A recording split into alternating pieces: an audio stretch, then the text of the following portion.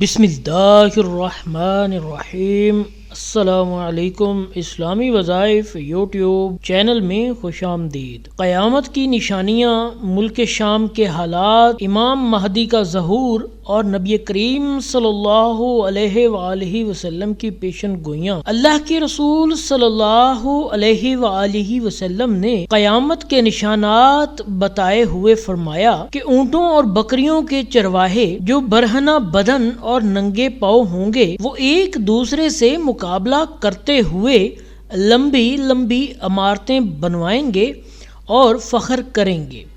حدیث ہے صحیح مسلم شریف کی۔ ریاض شہر میں عمارتوں کا یہ مقابلہ آج اپنے عروج پر پہنچ گیا ہے۔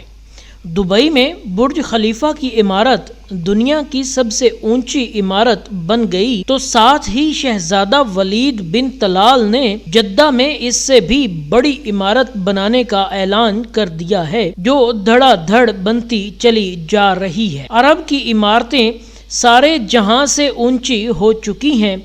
عرض کرنے کا مقصد صرف یہ ہے کہ میرے پیارے رسول حضرت محمد صلی اللہ علیہ وآلہ وسلم نے جو فرمایا وہ پورا ہو چکا ہے، اور پیش گوئی پوری ہو کر اپنے نقطہ کمال کو تقریباً پہنچ چکی ہے۔ عرب کا سب سے زیادہ تیل خریداری کرنے والے امریکہ نے صدام حسین کو ختم کر کے تیل کی دولت سے سیراب ملک عراق کے کنووں پر قبضہ جما لیا ہے اور لاکھوں بیرل مفت وصول کر رہا ہے، تو پھر تیل کی گرتی مانگ نے تیل کی قیمتوں کو نچلی سطح پر پہنچا دیا، جس سے عرب ممالک کا سنہرا دور خاتمے کے قریب ہے۔ سوال یہ پیدا ہوتا ہے، اس زوال کے بعد کیا ہے؟ اللہ کے رسول صلی اللہ علیہ وآلہ وسلم کی ایک اور حدیث مبارکہ ہے۔ یہ حدیث صحیح مسلم شریف میں ہے کہ قیامت سے پہلے سرزمین عرب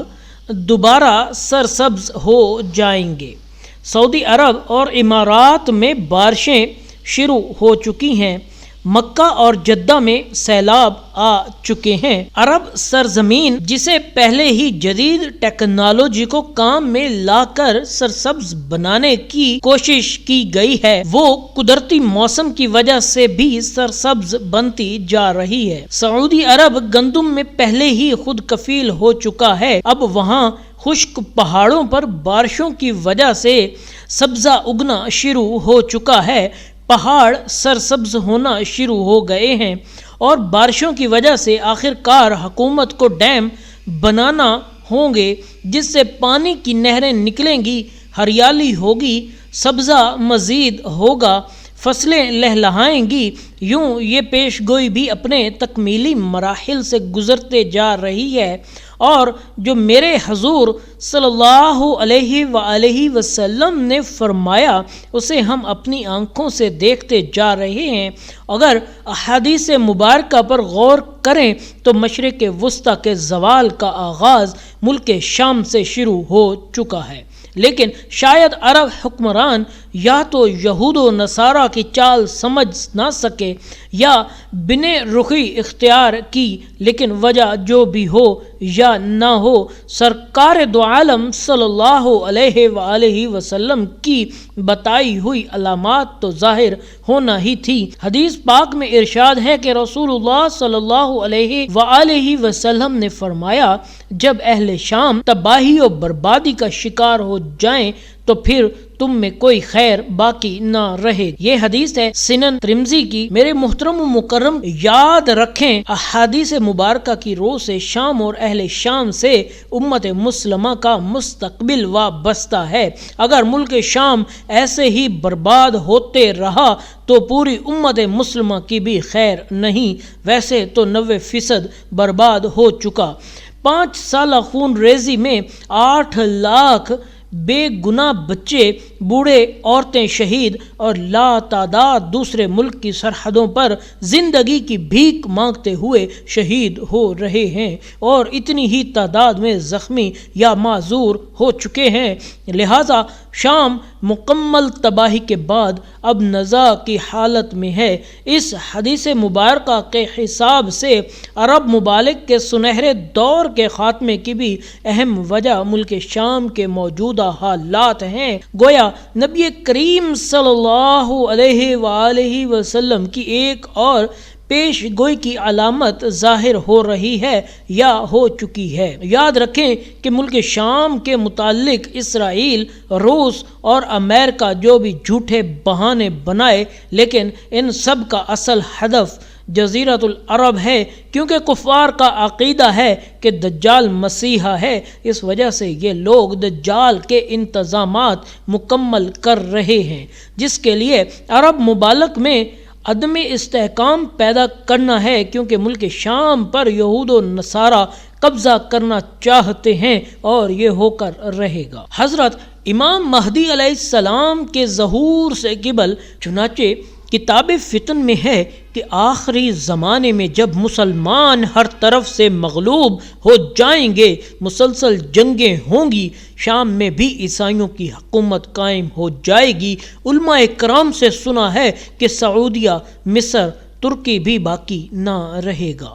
ہر جگہ کفار کے مظالم بڑھ جائیں گے، امت آپس میں خانہ جنگی کا شکار رہے گی۔ عرب، خلیجی ممالک، سعودی عرب وغیرہ میں بھی مسلمانوں کی باقاعدہ پرشوکت حکومت نہیں رہے گی۔ خیبر سعودی عرب کا چھوٹا شہر مدینہ المنورہ سے 170 کلومیٹر کے فاصلے پر ہے کہ قریب تک یہود و نصارہ پہنچ جائیں گے اور اس جگہ تک ان کی حکومت قائم ہو جائے گی۔